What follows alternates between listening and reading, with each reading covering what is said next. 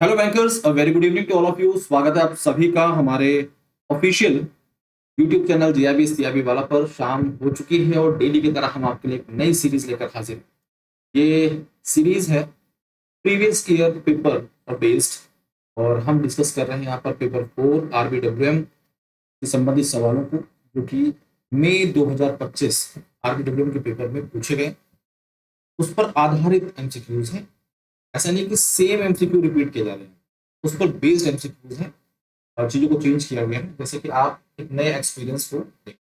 तो class third है, इससे पहले 2 क्लासेस हो चुकी है। 16 नवंबर को आपका एग्जाम शेड्यूल है। 4 मॉड्यूल हैं। बी मॉड्यूल से बहुत क्वेश्चन पूछे गए थे पिछली बार, तो हमारी भी कोशिश यही है कि 20 मॉड्यूल से संबंधित जो सवाल हैं की संख्या को ज्यादा रखा जाए, जैसे कि आप पहले से प्रिपेयर हो पाए, अपना माइंड मेकअप कर पाए। पहला क्वेश्चन आपके सामने है और ये हाउसिंग लोन से संबंधित है।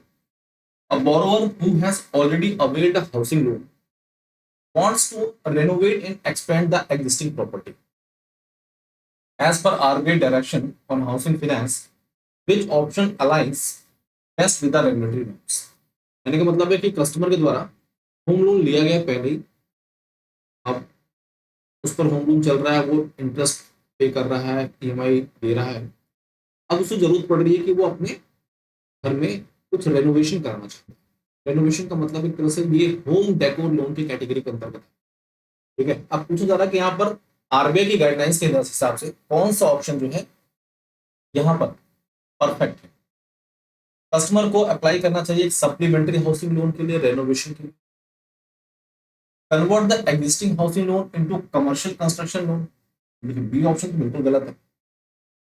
सी के short term unsecured personal loan to fund the renovation, एक शॉर्ट टर्म अनसिक्योर्ड लोन ले ले, पर्सनल लोन ले ले। Close the existing loan and reapply for a new housing loan for the entire loan. मुझे यहाँ पर जब हमें रेनोवेशन के लिए लेना है या फिर फर्निशिंग के लिए लोन लेना है, तो ये होम डेकोर की कैटेगरी में आता है। और जो पहला ऑप्शन आप देखेंगे तो यहाँ लिखा हुआ है apply for a supplementary housing loan for renovation purpose, यानी कि होम डेकोर लोन की बात की जा रही है यहाँ पर। होम डेकोर, जब होम डेकोर लोन की बात करते हैं तो दो बातें यहाँ पर खास ध्यान रखनी है आपको। मार्जिन परसेंटेज, मार्जिन जो होता है वो 20 to 50%, 20 से 50% का होता है। और यहाँ पर मोरेटोरियम जो होता है, यानी कि हॉलिडे पीरियड, मोरेटोरियम जो होता है वो होता है 3 महीने, 3 मंथ तक। ठीक है, ये बातें ध्यान में रखिएगा। अगर सिंपल हाउस लोन के बारे में बात करें, हाउसिंग लोन के बारे में बात करें, तो क्राइटेरिया आपको याद होगा। 30 लाख तक का लोन है तो 10% का मार्जिन है। 30 से 75 लाख तक का है, 30 to 75 लाख तक का है तो 20% का मार्जिन है। अब वो 75 लाख है तो 25% का मार्जिन। ठीक है, मोरेटोरियम अगर कंस्ट्रक्शन के लिए लिया जा रहा है तो मोरेटोरियम हाउसिंग लोन के केस में आपका अप टू 18 मंथ तक है। पर अगर परचेज कर रहे हैं आप मकान तो वहां पर 3 मंथ तक का आपका मोरेटोरियम। ये सारी बातें आपको याद रखनी है क्योंकि एग्जाम में इनसे संबंधित क्वेश्चन देखने को मिल जाते हैं। बाकी ऑप्शन क्यों गलत है? यहाँ पर बोला जा रहा है कि अपना जो लोन है उसे कमर्शियल कंस्ट्रक्शन लोन में कन्वर्ट करिए, क्योंकि बिल्कुल इरेलेवेंट।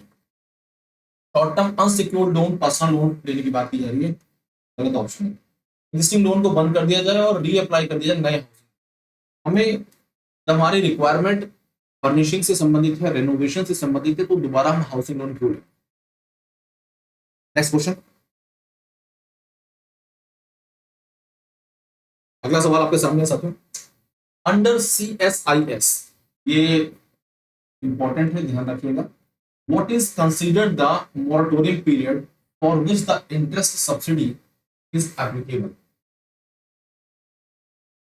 ठीक है, यहाँ पर सब्सिडी स्कीम बात की जा रही है, जो सेंट्रली सब्सिडाइज इंटरेस्ट स्कीम होती है आपकी, उसके तहत जो मोरेटोरियम पीरियड दिया जाता है और जो इंटरेस्ट सब्सिडी की बात की जा रही है, उससे जुड़ा हुआ सवाल आपके सामने है। और जब हम बात करते हैं, पहले ऑप्शन को रीड करेंगे तो पाएंगे कोर्स पीरियड ओनली, यानी कि एजुकेशन लोन से संबंधित जो लोन है वो क्या है, ये एजुकेशन लोन से संबंधित सवाल।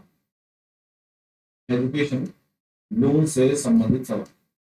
एजुकेशन लोन की जब बात करें तो मोरेटोरियम पीरियड आमतौर पर क्या होता है, तो जो भी कोर्स पीरियड होता है, कोर्स जैसे अगर बीटेक कर रहा है बच्चा तो 4 साल का कोर्स हो गया, 4 ईयर, ठीक है, हो गया कोर्स पीरियड, कोर्स पीरियड। और आफ्टर इट 1 साल और 1 ईयर, ये होता है आपका एक तरह से मॉनिटोरियम पीरियड एजुकेशन लोन के केस। तो यहाँ पर बोला जा रहा है कि जो आपको ये सुविधा दी जा रही है, जो मॉनिटोरियम पीरियड है, for which interest subsidies applicable, केवल कोर्स पीरियड की। तो ये तो ऑप्शन यहाँ से गलत हो गया, पहला ऑप्शन, ठीक है। Course period plus 1 year after completion, course complete करने के बाद 1 ईयर, ये ऑप्शन यहाँ पर एकदम perfect. 1 year after loan sanction, course period plus 2 years grace. तो इस छोटे से पॉइंट को अगर आपके पास दिमाग में था ये पॉइंट, आपको पता है, तो फिर इसके लिए इस सवाल को ये इजी क्वेश्चन की कैटेगरी में आएगा, इसे करने में कोई दिक्कत आपको नहीं आनी चाहिए। बात कर लेते हैं CSIS क्या होता है। क्रेडिट सब्सिडी स्कीम जो है for interest subsidy is a government initiative that provides interest subsidy on education loans to eligible students pursuing professional और टेक्निकल कोर्सेस। ठीक है, तीसरे सवाल पर आते हैं। कस्टमर के क्वेश्चन का आप क्वेश्चन देखेंगे तो क्वेश्चन में स्टेटमेंट लेंदी है, जैसे कि आपको पढ़ना पड़े फिर आंसर करना पड़े, बट आप लेंदी स्टेटमेंट देखकर आपको परेशान नहीं होना है। क्वेश्चन बहुत सारे मॉडरेट हैं, बहुत सारे इजी थे। हाँ, आप बोल सकते हैं कि 30 से 40 क्वेश्चन ऐसे थे जो टफ क्वेश्चन की कैटेगरी में, 30 क्वेश्चन, ठीक है, न्यूमेरिकल की संख्या भी ज्यादा थी, इसलिए पिछला पेपर उसको लोग बोलते हैं कि टफ था। आमतौर पर RBW का पेपर जो होता है वो moderate, easy to moderate. Customer is surprised to find that his loan application is processed faster and approved with a fewer formalities compared to new applicants. Example के तौर पर मैं बैंक में गया, मैंने एक लोन एप्लीकेशन दिया, मेरा जो प्रोसेस था लोन का वो बहुत जल्दी कंप्लीट हुआ। मेरे साथ में एक दो लोग आए थे, उनके प्रोसेस लेंथी, प्रोसेस खींच रहा। इसके पीछे क्या कारण? ब्रांच मैनेजर ने मेंशन किया that his strong transaction history and previous timely repayments influence the decision। अब देखिए ये मेरा क्या है, पेमेंट हिस्ट्री रहा है, ये मेरा एक तरह से इस डिटेल की मदद से मेरे क्रेडिट वर्दीनेस के बारे में जानकारी पता चलती है, क्रेडिट वर्दीनेस के बारे में पता चलता है, ठीक है। मेरा जो क्रेडिट स्कोर है वो अच्छा है, और क्रेडिट स्कोर अच्छा होना ये लोन सैंक्शन होने की गारंटी नहीं है, ठीक है, लेकिन इससे काफी कुछ पता चलता है, और इस कारण से मेरे लोन की प्रोसेस जो है फास्ट। अब this situation best represent the feature of which model, किस मॉडल के बारे में जानकारी। अब देखिए यहाँ पर बताया जा रहा है कि जो भी कस्टमर है वो बैंक ब्रांच से संबंधित है, बैंक ब्रांच जाता है, लोन एप्लीकेशन देता है, प्रोसेस फास्ट होता है एज कम्पेयर टू अदर। तो यहाँ पर किस प्रकार के लोन प्रोसेसिंग मॉडल के बारे में बात, हमने अपने क्लासेस में पढ़ा है कि लोन प्रोसेस मॉडल दो प्रकार के हैं। एक सेंट्रलाइज लोन प्रोसेसिंग मॉडल होता है, एक स्टैंड अलोन। जब हम सेंट्रलाइज स्टैंड प्रोसेस के बारे में बात करते हैं तो वहां पर एक स्टैंडर्डाइज अप्रोच फॉलो किया, ठीक है। लेकिन जब हम स्टैंड अलोन मॉडल की बात करते हैं तो ये ब्रांच बेस्ड, ब्रांच बेस्ड मतलब जहां पर फिजिकल फॉर्म में लोन को प्रोसेस किया जा रहा है। तो जिस मॉडल की हम चर्चा कर रहे हैं वो कौन सा मॉडल है यहाँ पर, वो है स्टैंड अलोन मॉडल, जो कि bank branch based, physical branch based, branch based loan processing होती है। जो सेंट्रलाइज होती है वो लोन हब्स होते हैं जो कि एक स्टैंडर्ड अप्रोच को फॉलो कर रहे होते हैं। स्टैंड अलोन को कई बार बेहतर इसलिए बोला जाता है क्योंकि यहाँ पर कस्टमर के साथ डायरेक्टली इंटरेक्शन होता है बैंकर्स का, कस्टमर की क्या नीड्स हैं, क्या रिक्वायरमेंट्स हैं, इन सब चीजों को हम समझते हैं और उसके आधार पर उस चीजों को प्रोसेस करते हैं, ठीक है। तो यहाँ पर पर्सनल इंटरेक्शन या कस्टमर जो रिलेशनशिप है वो काफी मायने रखती है। तो स्टैंड अलोन, एक बार आपके एग्जाम में क्वेश्चन ऐसा भी पूछा जा सकता है कि सेंट्रलाइज और स्टैंड अलोन जो लोन प्रोसेसिंग है इनके बीच के डिफरेंसेस को बताइए। अब इसी पर आधारित आपके सामने एक सवाल है और आपको आंसर करना होगा। Bank has two branches A and B, bank has two branches A and B. Branch A follows a model where all loan applications irrespective of the branch are processed at a single location by central team, ठीक है। Branch को consider नहीं किया जा रहा है, पर कोई भी ब्रांच हो हर प्रकार के लोन एप्लीकेशन को सेंट्रलाइज वे में प्रोसेस किया जाता है और उसका अप्रेजल किया जाता है। वहीं पर ब्रांच बी जो है वो प्रोसेस कर रही है each loan application independently at the branch itself. तो ब्रांच लेवल पर यहाँ पर लोन को प्रोसेस किया जा रहा है। ए में जो भी प्रोसेसिंग है वो सेंट्रलाइज वे में है, स्टैंडर्डाइज अप्रोच को फॉलो किया जा रहा है, जैसे लोन हब्स होते हैं वहां पर। बी की बात करें तो वो ब्रांच लेवल प्रोसेस किया जा रहा है without relying on a central authority. Which of the following statement is most accurate regarding these models? Branch A जो है ये स्टैंड अलोन मॉडल यूज कर रहा है, यहाँ पर ये बात की जा रही है, जो कि गलत है। Branch A centralize model use कर रहा है, तो पहला ऑप्शन गलत हो गया। Branch B uses the centralize model, वो स्टैंड अलोन मॉडल यूज कर रहा है, तो यहाँ पर ये गलत हो गया। ठीक है, सेकंड ऑप्शन आपका। तीसरे ऑप्शन की बात करें तो centralize model allows for greater standardization of loan appraisal while standalone model provides quicker branch level decisions making। अब देखिए यहाँ पर सी ऑप्शन के अंतर्गत जो जानकारी दी जा रही है वो परफेक्ट है। अब यहाँ पर ये भी क्लियर कर लेते हैं, ए जो ब्रांच है ये सेंट्रलाइज अप्रोच को फॉलो कर रही है, ए ब्रांच सेंट्रलाइज अप्रोच को फॉलो कर रही है, जबकि जो बी ब्रांच है वो स्टैंड अलोन मॉडल का इस्तेमाल करे, इसका इस्तेमाल करिए, स्टैंड अलोन मॉडल का इस्तेमाल। ठीक है, और जो सी में इंफॉर्मेशन दी गई है कि सेंट्रलाइज मॉडल जो है ये स्टैंडर्डाइजेशन लोन अप्रेजल प्रोसेस में स्टैंडर्डाइजेशन अप्रोच को फॉलो करते हैं, जबकि स्टैंड अलोन मॉडल जो है वो ब्रांच बेस्ड और पर्सनल इंटरेक्शन के आधार पर। ये ऑप्शन यहाँ पर एकदम परफेक्ट है। ठीक है, नेक्स्ट क्वेश्चन आपके सामने साथियों, which of the following statement are correct regarding credit card uses and charges. देखिए credit card uses and charges exam में एक क्वेश्चन तो मिनिमम बनता है क्रेडिट कार्ड से। अब ये आपके को ब्रांडेड कार्ड से संबंधित क्वेश्चन बन सकता है, कार्ड नेटवर्क से जुड़ा हुआ क्वेश्चन बन सकता है, क्रेडिट कार्ड के यूजर से संबंधित क्वेश्चन बन सकते हैं। उसी से जुड़ा सवाल आपके सामने, पहला ऑप्शन क्या है, every credit card comes with a pre determined credit limit. सही बात है, हर कार्ड की अपनी एक लिमिट होती है that sets the maximum amount that can be spent. उस कार्ड से वो लिमिट, उस लिमिट तक आप मैक्सिमम यूज कर सकते हैं। पहले ऑप्शन में कोई कमी नहीं है, पहला ऑप्शन सही। Cash withdrawals from credit cards via ATM usually attract finance charges and और फीस, बिल्कुल सही बात है। तो अगर आप अपने क्रेडिट कार्ड से विड्रॉ कर रहे हैं एटीएम से जाकर तो आपके ऊपर चार्जेस इंपोज होते हैं, ये बात भी यहाँ पर एकदम परफेक्ट है। Using the credit card for purchases up to the limit generally does not incur additional charges. आप अपनी लिमिट तक ट्रांजेक्शन्स कर रहे हैं तो कोई चार्जेस इंपोज नहीं होंगे, accept in cases like cash withdraw और लेट पेमेंट। अब आपने कोई भी ट्रांजेक्शन्स किए हैं और ड्यू डेट जो भी है आप टाइमली पे नहीं कर, वो भी से बात है, आपके ऊपर लेट चार्जेस इंपोज हो सकते हैं। आप अपने क्रेडिट कार्ड की मदद से कैश विड्रॉ कर रहे हैं एटीएम में जाकर तो उस पर चार्जेस इंपोज हो सकते हैं। थर्ड ऑप्शन में भी कोई गलती नहीं है, सारी बातें सही। चौथे ऑप्शन की बात करते हैं, the finance charges for cash withdrawals can very depending on the number of withdrawals and the type of card. आप समझिएगा यहाँ पर जो भी फाइनेंस चार्जेस लगते हैं कैश विड्रॉल्स पर can very depending on the number of withdrawals and the type of card. देखिए जब भी आप क्रेडिट कार्ड से एटीएम से विड्रॉ कर रहे होते हैं तो उसकी एक लिमिट होती है, वो मैक्सिमम ये लिमिट होती है 10% तक आप विड्रॉ कर सकते हैं। ठीक है, और जो चार्जेस होते हैं वो आपके ऐसे नहीं होगा डिपेंड कर रहे होते हैं नंबर ऑफ विड्रॉल और वेरीज कर रहे, वो एक यूनिक चार्जेस होते हैं जो आपके ऊपर इम्पोज किए जाते हैं। यहाँ पर चीजें थोड़ा सा क्वेश्चनेबल है। तीन ऑप्शन आपके एकदम परफेक्ट है, फर्स्ट सेकंड थर्ड। अब देखते हैं ऑप्शन यहाँ पर क्या है, तो first and third only, first third and fourth, second third and fourth, all of the above. तो यहाँ पर देखा जाए कैश विड्रॉल्स, पहला ऑप्शन तो एकदम क्लियर था, cash withdrawals from credit cards by ATM usually attract finance charges and, ये भी होता है।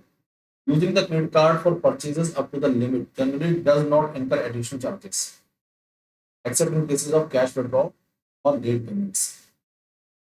The finance charges from or cash withdrawals can vary depending on the number of withdrawals, the type of card। देखा जाए तो fourth option यहाँ पर ठीक है, depending on the number of withdrawals and type of card, finance charges cash। तो देखा जाए यहाँ पर जो डी ऑप्शन है वो भी सही ही है लगभग, पॉजिटिव ऑप्शन यहाँ पर लिखा था, finance charges for cash withdrawals can vary depending upon the number of withdrawals, कितने विड्रॉ कर रहे हैं, ठीक है, and the type of card. इसको अगर आप पॉजिटिव मानते हैं तो इस नजरिए से फिर आपके सारे के सारे ऑप्शन सही होंगे, यहाँ पर ऑल ऑप्शन सही होंगे, ठीक है। अदरवाइज फर्स्ट सेकंड थर्ड वाले ऑप्शन यहाँ पर नहीं दिए गए हैं, तो इस तरीके से हम मान के चलते हैं कि सारे ऑप्शन यहाँ पर सही हैं। अगले, अब आपके एग्जाम्स बहुत करीब आ चुके हैं, 2 नवंबर से आपके पेपर शुरू है। पहला पेपर IAFS का है, उसके बाद लगातार आपके 2 पेपर होंगे, AFM और CPB के। इतने कम समय में प्रिपरेशन को कैसे रफ्तार दी जाए, कैसे complete syllabus with important topic coverage और टेस्ट सीरीज आपको प्रैक्टिस के लिए मिल रही है मात्र 1499 में। इस बैच का हिस्सा बनकर अपनी प्रिपरेशन को आप रफ्तार दे सकते हैं, अपनी प्रिपरेशन को आप फास्ट ट्रैक पर ला सकते हैं। अगला सवाल है, identify the false statement regarding the benefits of co branding. यहाँ पर हम बात कर रहे थे अभी कुछ देर पहले, एग्जाम में को ब्रांडेड कार्ड से संबंधित क्वेश्चन बन सकते। सबसे पहले इस कॉन्सेप्ट को समझ लेते हैं। एक एटीएम है, मान लीजिए ये एटीएम है आपका, और इस एटीएम पर बैंक का नाम लिखा हुआ है SBI और कार्ड नेटवर्क का नाम लिखा हुआ है वीजा, साथ साथ में यहाँ पे लिखा हुआ है इंडियन एयरलाइंस। ये कार्ड है, इसे हम को ब्रांडेड कार्ड की कैटेगरी में। अब इससे क्या फायदा है, इससे फायदा किसको है, इससे एक तो स्टेट बैंक ऑफ इंडिया को जो कमीशन मिल रहा है वो पता लगा कि इनके बीच में टाई अप हुआ है। इंडियन एयरलाइंस जो है, जो भी कस्टमर इस कार्ड से इंडियन एयरलाइंस यानी कि सिविल एविएशन की बात करें, सेक्टर की कंपनी है, जो भी टिकट्स बुक करेगा उसको कुछ रिवॉर्ड्स मिलेंगे, कुछ फीचर्स मिलेंगे। तो आपको जब रिवॉर्ड एंड फीचर्स मिलते हैं तो आप कोशिश करते हैं कि हम यहीं पर इस्तेमाल करें इसका, तो इससे बेनिफिट होता है, इसका प्रमोशन हो रहा है एक तरह से इंडियन एयरलाइंस का, ये सब बेनिफिट यहाँ पर रिसीव हो। इस टाइप के कार्ड को हम क्या बोलते हैं, को ब्रांडेड कार्ड। सिंपली एक ऐसा कार्ड है जहां पर केवल बैंक का नाम लिखा हुआ है, जैसे यस बैंक, और कार्ड नेटवर्क दिया हुआ है वीजा या रुपए। इस प्रकार के कार्ड को हम प्रोप्राइटरी कार्ड्स बोलते हैं, ठीक है। इस डिफरेंस को समझिएगा। पहला option, it helps increase the market share and customer loyalty. बिल्कुल हेल्प कर सकता है, जब प्रमोशन हो रहा है तो ऑब्वियस सी बात है मार्केट शेयर में बढ़ोतरी हो सकती है, कस्टमर लॉयल्टी बढ़ सकती है। लॉयल्टी इसलिए बढ़ सकती है, कस्टमर को अगर सर्विस अच्छी मिलेगी, बेनिफिट रिसीव होंगे, तो कस्टमर जुड़ा रहे। It enables retailers to leave a stronger impression on customers. It eliminates the need for partnership. देखिए, जब यहाँ पे पार्टनरशिप की ही बात की जा रही है तो लिखा जा रहा है कि it eliminates the need for partnership with payment network like visa और मास्टर कार्ड। बिना कार्ड नेटवर्क के आप पेमेंट्स नहीं कर, कार्ड नेटवर्क का होना जरूरी है, तो ये ऑप्शन गलत है, ठीक है। तो ये पूछा जा रहा है कि फॉल्स स्टेटमेंट कौन सा है, तो फॉल्स स्टेटमेंट आपका सी ऑप्शन है, आपको मिल गया, ठीक है। तो सही जवाब क्या है, third option is the correct answer. Next question है, what type of ATM transaction may attract an interchange fee under the NFS network. तो सबसे पहले इंटरचेंज फी को समझ लीजिए। इंटरचेंज फी का मतलब है कि एक कस्टमर है जिसके पास किसी ए बैंक का एटीएम और उसके आसपास ए बैंक का जो है एटीएम सर्विस नहीं है, तो किसी दूसरे बैंक बी बैंक के एटीएम से जाके पैसे निकाल। अब यहाँ पर कस्टमर तो ए बैंक का है, लेकिन सेवा का इस्तेमाल किसका कर रहा है, बी बैंक का। तो जो ए बैंक है उसे एक इंटरचेंज फी पे करनी पड़ेगी, किसको, बी बैंक। कस्टमर को सेवा कौन दे रहा है, एक तरह से देखा जाए तो बी बैंक। तो चार्जेस जो है बढ़ गया है, तो चार्जेस 19 रुपए करीब हो गया है, पहले 17 रुपए हुआ, ठीक है। अब यहाँ पर इंटरचेंज फी का क्या मतलब बताया जा रहा है उसे भी समझना जरूरी है। कैश विड्रॉ, बिल्कुल उस पर इंटरचेंज फी लगेगा। Balance inquiry, pin change, mobile recharge, ठीक है। तो आमतौर पर आप पिन चेंज कर रहे हैं या मोबाइल रिचार्ज का कोई ऑप्शन नहीं पहले तो फर्स्ट एंड सेकंड ये 2 केस आ जाते हैं जहां पर आपके ऊपर इंटरचेंज फी लग सकती है। Only first and second option is the correct, first and second option is the correct, ठीक है। अब NFS नेटवर्क को समझ लीजिए। NFS नेटवर्क की बात करें तो ये क्या है, ये है national financial switch. National financial switch, तो फॉर्म याद रखिएगा, एग्जाम में छोटे छोटे क्वेश्चन भी बन जाते हैं। नेशनल फाइनेंशियल स्विच की बात करें तो ये नेटवर्क जो है इसे डेवलप किसने किया गया, डेवलप बाय IDRBT। IDRBT के द्वारा इसे डेवलप किया गया था और currently manage by, currently it is manage by manage by NPCI, इसे एनपीसीआई मैनेज कर रहा है। Develop national financial service, short में एनएफएस बोलते हैं। देश में एटीएम नेटवर्क कोई एक तरह से मेंटेन करता है, सर्विस प्रोवाइड करता है। कोई कस्टमर किसी भी बैंक का हो, किसी भी बैंक एटीएम में जाकर ट्रांजेक्शन कर सकता है। ये जिसकी मदद से एक तरह से प्रोसेस हो रहा है, ये एनएफएस ही है। ठीक है, तो सारी बातें क्लियर हो गई हैं आपको। अब चार्जेस के बारे में बता देते हैं थोड़ी सी बातें, जैसे कि अगर आप अपने एटीएम से पैसा निकालते हैं, फोन एटीएम से, फोन एटीएम, अब वो चाहे मेट्रो सिटी हो या फिर नॉन मेट्रो हो, तो आपके पास कितने ट्रांजेक्शन है? 5 फ्री ट्रांजेक्शन। बट अगर आप अदर बैंक एटीएम से पैसा निकालते हैं, अदर बैंक एटीएम से और मेट्रो सिटीज में, तो आपके पास 3 ट्रांजेक्शन है फ्री। और अगर नॉन मेट्रो सिटीज की बात करें तो आपके पास 5 ट्रांजेक्शन फ्री। अगर आप इन ट्रांजेक्शन लिमिट्स को एक्सीड करते हैं, आपके ऊपर आप पहले 21 रुपए लगते थे, अब 23 रुपए मैक्सिमम, मैक्सिमम 23 रुपीज चार्जेस। अब यहाँ पर एक टर्म है, बेसिक सा क्वेश्चन है, आर्टिफिशियल इंटेलिजेंस। ये जो टर्म है इसे किसके द्वारा दिया गया? देखिए, सबसे पहले आर्टिफिशियल इंटेलिजेंस, मशीन इंटेलिजेंट हो सकती है, इस पर रिसर्च की बात तो एलन ट्यूरिंग ने की। लेकिन जो टर्म है आर्टिफिशियल इंटेलिजेंस, इस टर्म को सबसे पहले किसने दिया था? जॉन मैकार्थी ने दिया था। स्टैटिक का क्वेश्चन है, याद रखिएगा, कई बार रिपीट होता रहता है। ऐसे क्वेश्चंस आप एकदम पक्के कर सकते हैं। अगला सवाल, which of the following statement are true regarding siphoning of funds? समझिएगा सिफोनिंग का मतलब क्या है। आपने होम लोन के लिए होम लोन लिया है, एक कंस्ट्रक्शन कराने के लिए लिया है, मकान खरीदने के लिए लिया है, लेकिन उस पैसे का इस्तेमाल आप किसी दूसरे कमर्शियल पर्पज में, ये क्या है? Siphoning. Other relevant, it refers to the using borrowed fund for purposes unrelated to the borrower's operations। ये ऑप्शन तो सही है। It must always involve misuse of more than 50 lakh. अब देखिए यहाँ पर कंडीशन दे दी, मोर देन 50 लाख, ये कंडीशन आपने जिस पर्पज से लोन लिया और कहीं और इस्तेमाल कर रहे तो वो सिफोनिंग है। कंडीशन यहाँ पर सही नहीं है। The act can harm the financial health of borrower and lender, बिल्कुल सही बात है। अब जिस पर्पज में कस्टमर के द्वारा इसका इस्तेमाल कर लिया, मान लीजिए उसमें रिस्क था और पैसा डूब गया, तो इससे तो बोरोवर की भी फाइनेंशियल हेल्थ को नुकसान हुआ, और अगर वो एनपीए में कन्वर्ट हो गया है तो लेंडर को भी नुकसान हो रहा है। तो यहाँ पर सी ऑप्शन एकदम परफेक्ट है। The judgement of siphoning is based on objective facts and case circumstances. बिल्कुल, कि भाई कोई भी लोन सिफोनिंग के केस में कब आएगा? ये आएगा कि ऑब्जेक्टिव फैक्ट्स क्या सही में उसने इस्तेमाल किया है कि नहीं किया है, या फिर अलग जो सर्कमस्टांसेस होते हैं उसके आधार पर। इस तरह से देखा जाए तो first, third and fourth option सही होना चाहिए, और ए ऑप्शन यहाँ पर एकदम perfect. First, third and fourth option is the correct. बात करते हैं दिवाली ऑफर की। दिवाली पर आपके लिए बहुत ही जबरदस्त ऑफर लाया है हमारा प्लेटफॉर्म, और इसके तहत आपको सभी महापैक्स और लाइव बैचेस पर अप टू 60% तक ऑफ मिल रहा है। ऑफर 27 अक्टूबर को समाप्त हो जाएगा साथियों, तो देर ना करिए, फटाफट अपने आप को एनरोल करिए। महापैक की बात करें तो वन स्टॉप सॉल्यूशन है। चारों मेन पेपर जो है जैप के, इसका एक्सेस मिल जाता है। 15+ बैचेस का एक्सेस मिलता है आपको। फाउंडेशन बैच से लेकर क्रैश कोर्स तक के बैचेस मिल जाते हैं। तो आप एक बार जुड़ जाते हैं अगर महापैक के साथ, तो आपको दूसरी किसी भी सब्सक्रिप्शन को लेने की जरूरत नहीं होती है। मॉड्यूल वाइज डीपीपीज मिलती हैं, क्लास नोट्स मिलते हैं, क्विजेस मिलते हैं, mock test, doubt solving support 24/7। You will get everything under Mahapack. एक सब्सक्रिप्शन एनएफ है जैप के सारे पेपर को क्लियर करने के। क्रैश कोर्स के बारे में जानकारी दे चुके हैं 1499 में, वन स्टॉप सॉल्यूशन के तौर पर। अभी इस पर्टिकुलर एग्जाम के नजरिए से काफी खास है, इसमें आपको सभी इंपॉर्टेंट टॉपिक का कवरेज मिल रहा है, और साथ साथ में टेस्ट सीरीज भी मिल रही है, जिससे आप बेहतर प्रैक्टिस कर पाएंगे।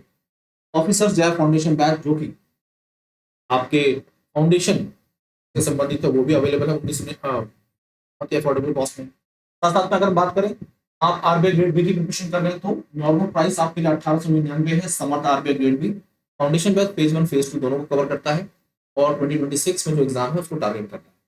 वो प्राइस की बात करें तो 3399 में आपके लिए उपलब्ध है।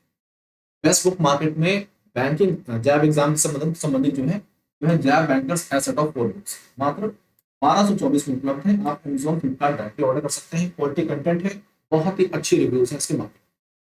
बात करते हैं टेलीग्राम चैनल, जिससे जुड़कर आप अपनी कोई भी दिक्कत, कोई भी परेशानी जो है उसे सुलझा सकते हैं, अपने डाउट्स और क्वेरीज को रेज कर सकते हैं। jab_cap by भास्कर सर, इसके साथ जुड़ जाइए और अपनी किसी भी प्रकार की दिक्कत एग्जाम से संबंधित आप रेज कर सकते हैं। आज के लिए अभी के लिए इतना ही। धन्यवाद। पढ़ते रहिए, आगे बढ़ते रहिए। सेशन को शेयर करिए, साथ ही साथ लाइक करिए और चैनल को ज्वाइन करिए। All the best. धन्यवाद।